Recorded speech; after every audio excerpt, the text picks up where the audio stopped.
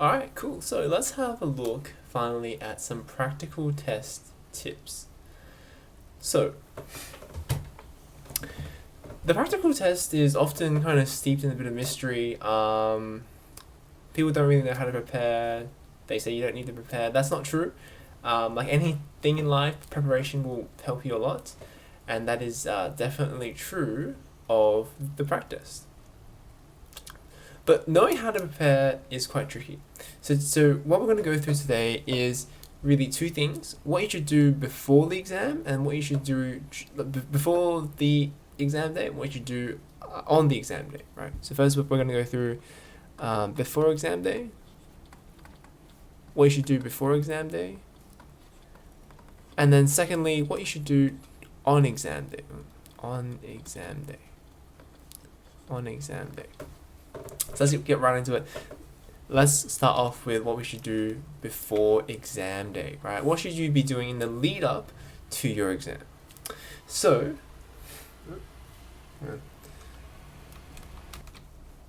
alright, sorry. So, what should you do before your exam day? Well, there's two important. Well, there's really one important thing, and that is to practice. Very important. Having this practice is incredibly helpful. It is incredibly helpful. So, how should you practice? Why should we practice? The biggest reason why practice is good is because it does two things mostly. One is that it helps you really hone the skills. It helps you hone the skills, hone those science skills, right? Science skills, right? And I'm talking stuff like graphing, right? Making sure that you can graph, right? You can graph accurately, making sure that you can plot points, making sure that you can draw lines of best fit, lines of best fit, making sure that you can assess accuracy, making sure you can assess accuracy, reliability, and validity. Making sure that you're good, that you're very accurate when you, determine hypotheses, controlled variables, that kind of thing. That's the first one. To help you improve, this is basically helping you to improve your accuracy. But to be fair, most people are not very bad at this. If you put the work in, most people are pretty accurate when it comes to these kind of Prac exams. The thing that really gets people, is the second problem, which is timing. This is more important. By doing those practice exams, you get used to the timing, and this is the thing that really kills students, right? Often what you see is that they just run out of time. I mean, personally, when I was doing some of my prac tests back in high school, I would sometimes run out of time, right? Sometimes you just be getting to the end and you realize, damn, the last 5 marks, I just might not have an opportunity to kind of get them. Or maybe because you realize that you spent too long on the experiment, now you only have 10 minutes to answer maybe 15 marks worth and you had to rush through them all.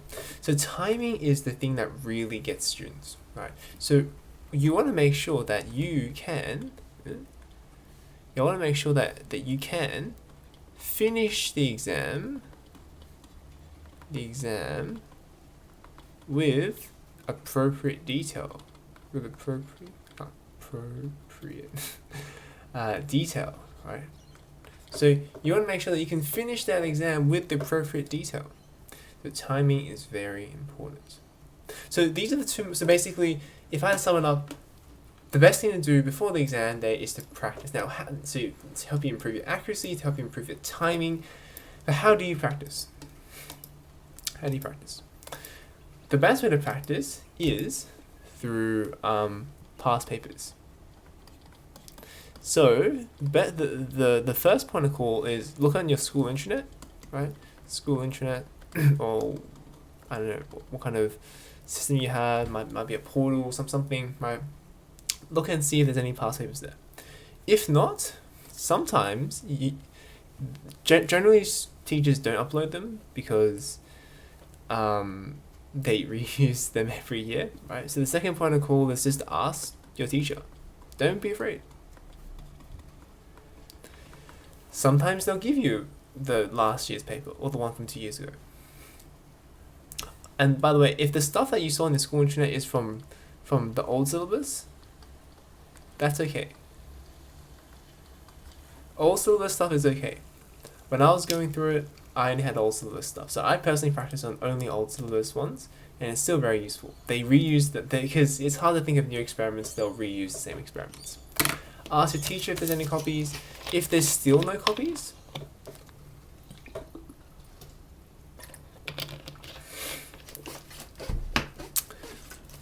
then you have to get a bit creative.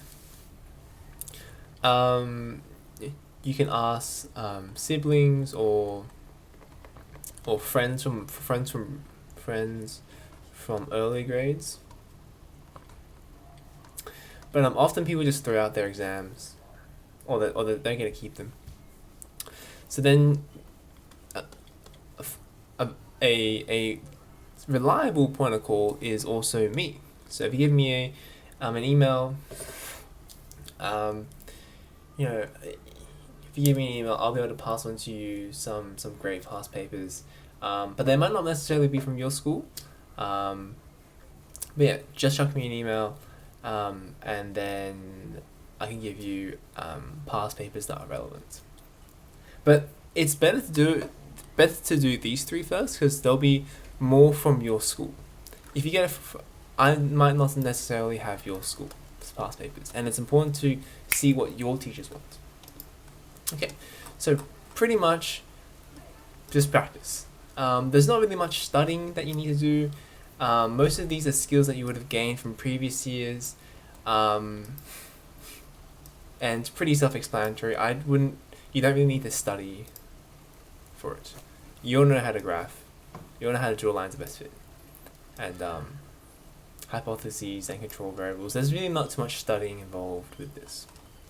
Mostly it's just practice and that timing. Okay, so what should you do on the day?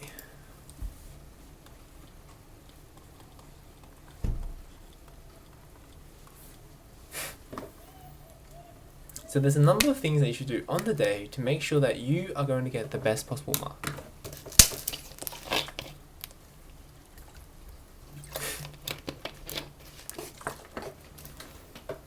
The first thing that I'd say is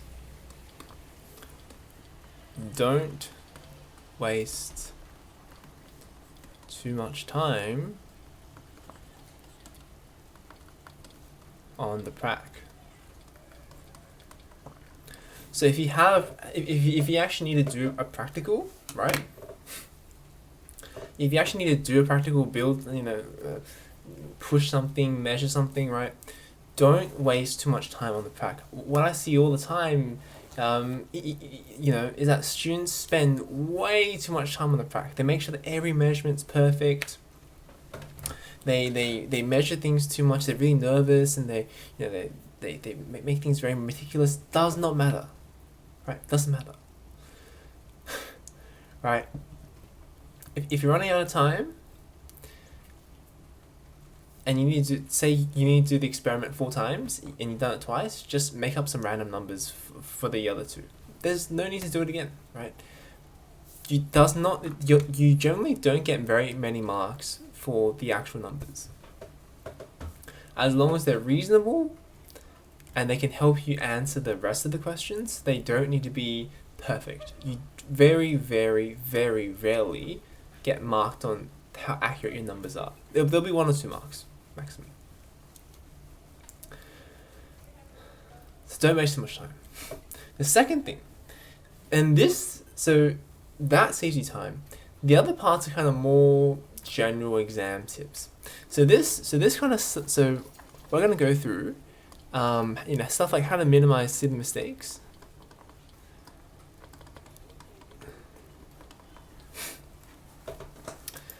Silly mistakes, and running out of time. Running out of time.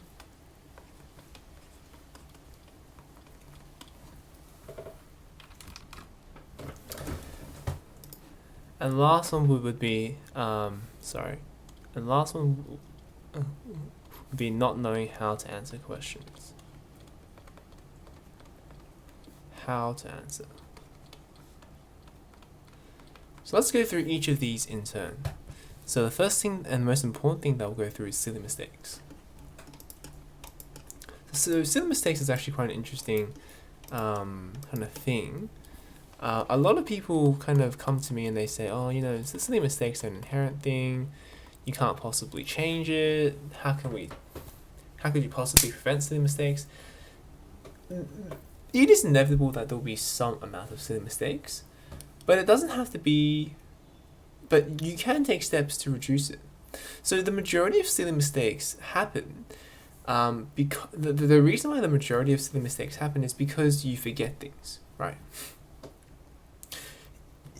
If you imagine, so like, some people might attribute silly mistakes to simply not knowing the content well enough. That is part of it. But if you imagine the silly mistake where, you do 2 + 2 = 5 on a math exam, that's definitely not a conceptual error. This is a silly mistake would arise from the fact that you're not using your brain correctly. And the reason is because your brain, no matter how big it is only so big. So there's only so much stuff that you can hold inside there, right? There's only so many things that you can keep in your short-term memory at one time without it all kind of getting jumbled up. I believe the number is 7 things you can hold on your mind at the same time. So what happens is that when you're trying to do a question, right? If you try to do a question and you have too much in your brain, right? And that might be because you are, doing too many steps.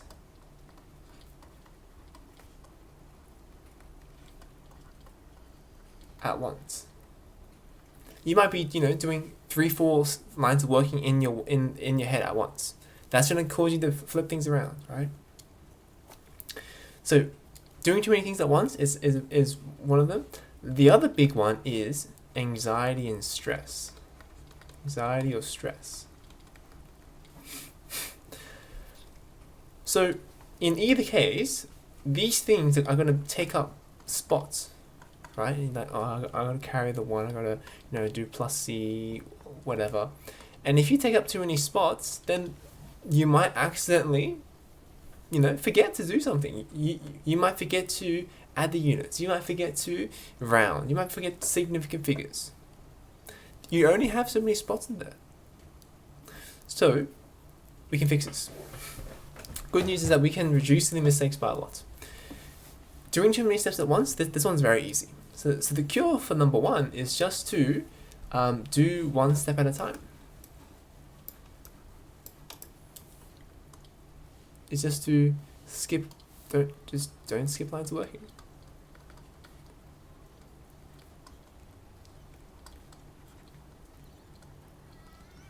It's very simple.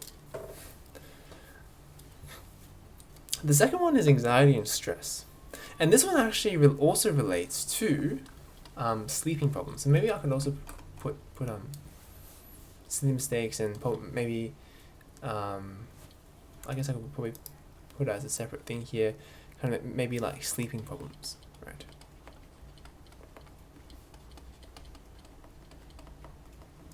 So, you know how sometimes before the exam you might have a bit of trouble getting to sleep,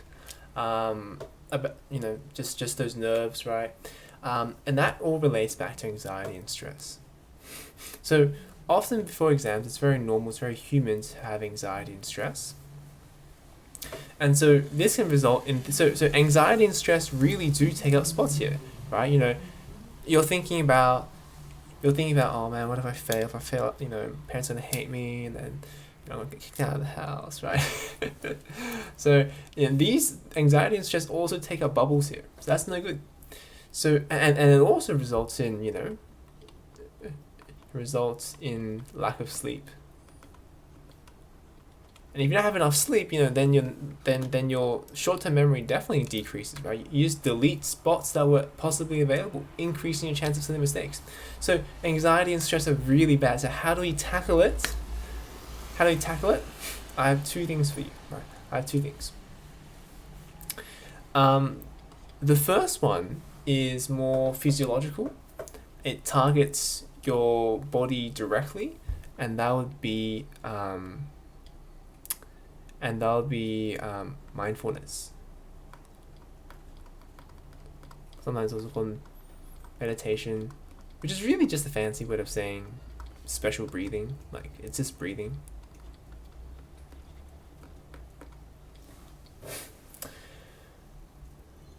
And it's really simple. All it is just that before an exam, right? I tend to do this.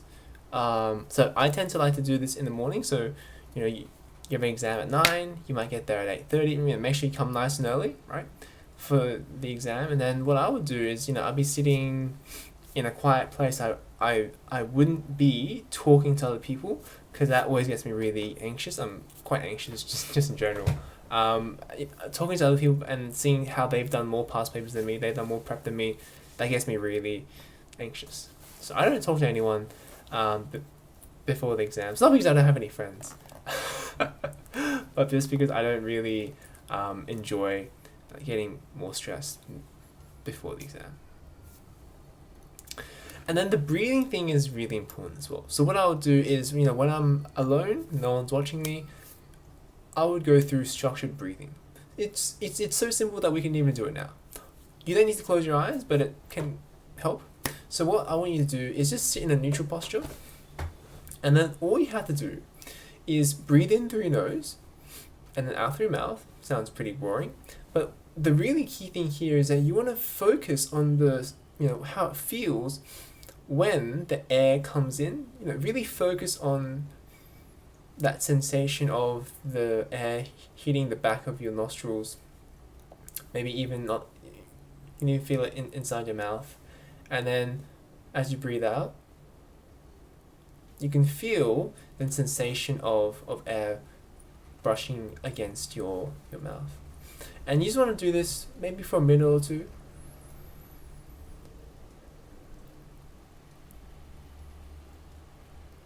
I would encourage you to have a try now.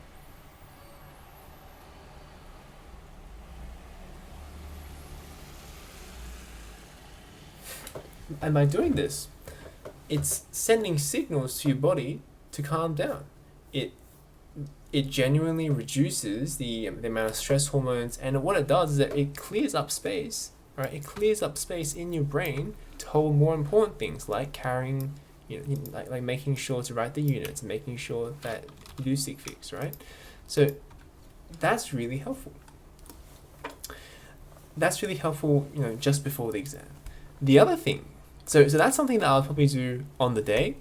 Let's say the night before, mindfulness can be helpful for sleeping, but if you're extra anxious like me, and you can't fall asleep, and you are just really struggling to kind of conquer, maybe you've tried mindfulness but you're still feeling really anxious, right? What can you do? You can do something that's actually from some of the Greek philosophers, which is called, which is like another form of, some people call it like Western meditation.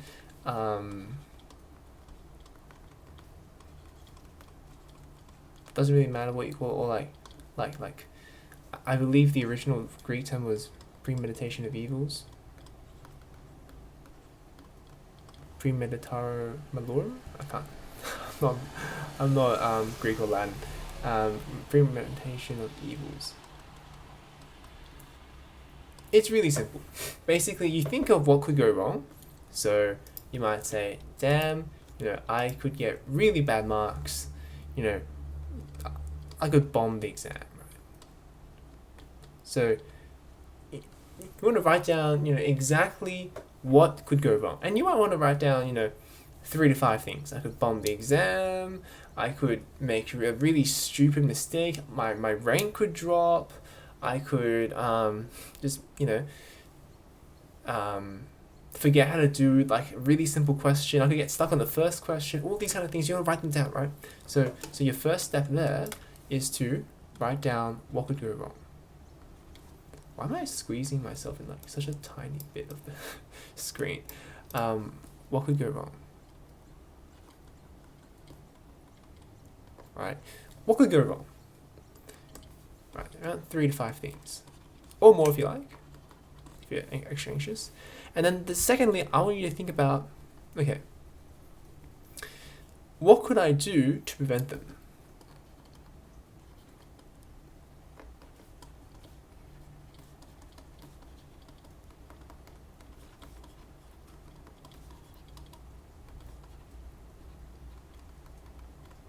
You might say, okay, well, I won't bomb it because I've studied a lot. I will make sure that I do mindfulness breathing before my exams, make sure to calm myself down. I will get there early so that I don't come super late for the exam, right? Just things that I could do to prevent this from happening. That will help reduce your fears, right? Number 3, the worst case scenario.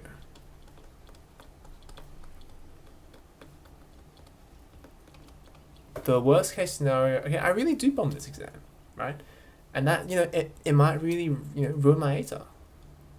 And if it really ruins my ATAR, well, you know what? If I want to do medicine, you can still get in through GAMSAT. I personally got in through GAMSAT. And that's a postgraduate thing, does not look at your ATAR at all. Maybe your parents will get really mad at you for like a day, and then they'll forget about it because they love you. So worst case scenario, it generally won't be that bad. And then, fourthly, think about what could happen if you do do this well. What are the upsides?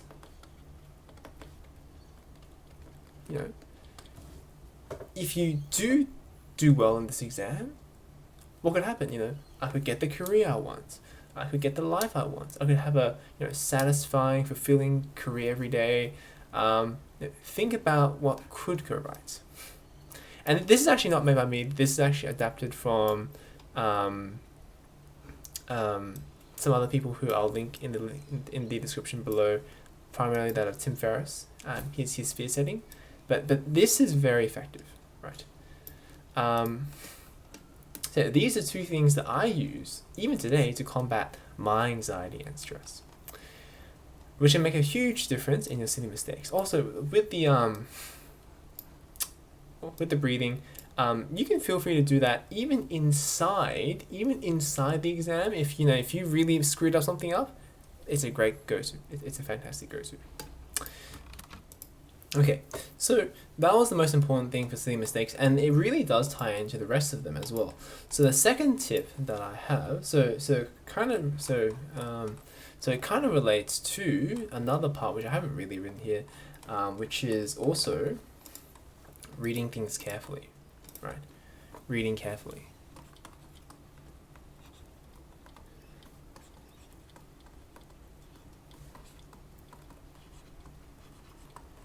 So this is a huge one. People in Prac exams are really rushed. They're really stressed. It's a high stress environment, right? Because you're really time pressured, and you have a lot of things to do, and people don't read properly, right? The way you solve that is through the mindfulness stuff I discussed earlier, but still, you want to make sure that you read things carefully. You can make some very irreversible mistakes. So for example, I'll give you a true story. When I was in year 12 doing the chem practical exam, some guy decided to not read the instructions carefully, and then we were given an acid and a base, and we were told to just mix them together. It's very basic. But he chucked away one of them too early, so he couldn't do the experiment, and he had no numbers to report then.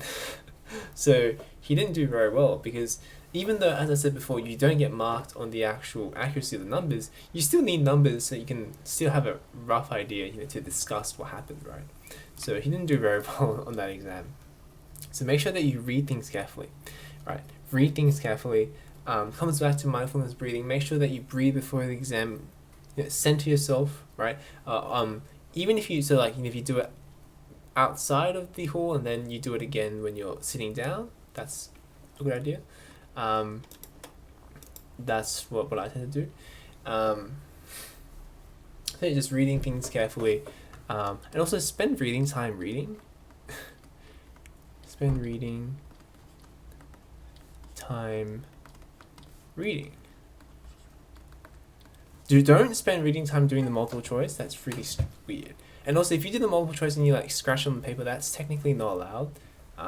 You can't mark the paper in any way, even if it's without a pen. That still counts as marking the paper.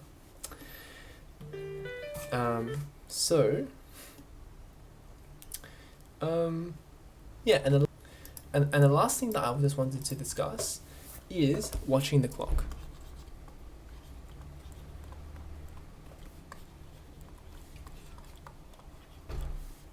So this comes back to kind of running out of time, right? Running out of time, watching the clock.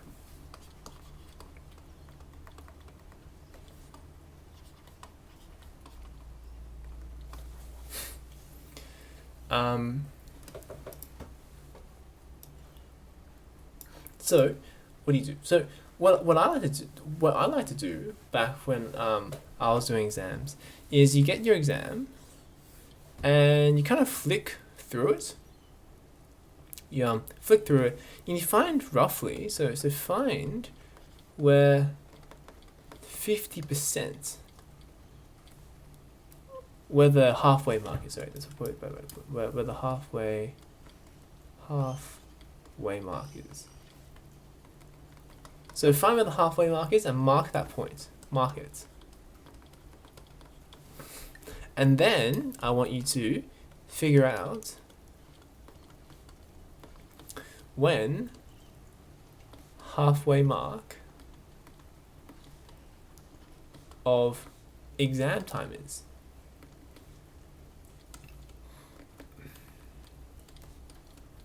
So for example, halfway mark of exam time, let's say your exam was from 9:15 to 10:30. Oh, that's a really tough one, isn't it? So make our lives easier. So therefore, halfway is equal to 9:45. So at 9:45 a.m., you can mark on it. You can mark on 9:45. So if you look at my real exams, you can see these timestamps is listed throughout. So you want to know that at the halfway mark, you should be at 9:45. You should be at that point. If you're behind that point, you know you're behind, and you need to speed up, right? It's something that I used to use for speeches, right? I used to put when what times I should be at certain points to prevent me from speaking too fast or speaking too slowly. And I adapted the same concept for exams, right? I need to be at this point, 50% of the way through at this point in time. Otherwise, I'm going too slowly, and then I begin to go fast. I'll have less details, and I'll just kind of make sure that I can finish. But yeah, I believe that is all the things that I wanted to mention for today. Okay, sorry. And the last one is not knowing how to answer. Sorry. The last one is not knowing how to answer, and this one's really simple, right? Not knowing how to answer is very easy. The majority of the time, the questions are going to be straightforward and you will know how to answer them. If you don't know how to answer, what I would recommend is just practicing, right? And the most hard things to answer that students find is the accuracy, reliability, and the validity, which I have previous videos on this. So I would recommend just going back and having a look at those, and that's pretty much it. So just kind of quickly recap, the most important things that I can tell you to do well in your practice are having go past papers. This is incredibly useful. Doing the past papers will help you so much, and do them under time conditions, right? Do them under time conditions. Under timed conditions. So do your past papers under time conditions, because remember, you're doing this for not only improving your accuracy, but improving your timing. So make sure you do them under time conditions. On the day, don't waste too much time on the pracs, right? And the most important thing out of all this is make sure that you have a go at the mindfulness thing. So have a go at breathing, at being mindful. I'll have some links in the description below with some bit more detail. And what you really want to do there is you just want to have a go at breathing, right? At calming yourself down. I like to do it before I go into the main hall, so just kind of outside in the school grounds, and also when you're sitting down and they're talking, right? That's another great time. So those kind of 2 moments are fantastic. But besides that, that's about all the tips that I have. I hope you enjoyed, and I'll see you guys next time. Bye bye.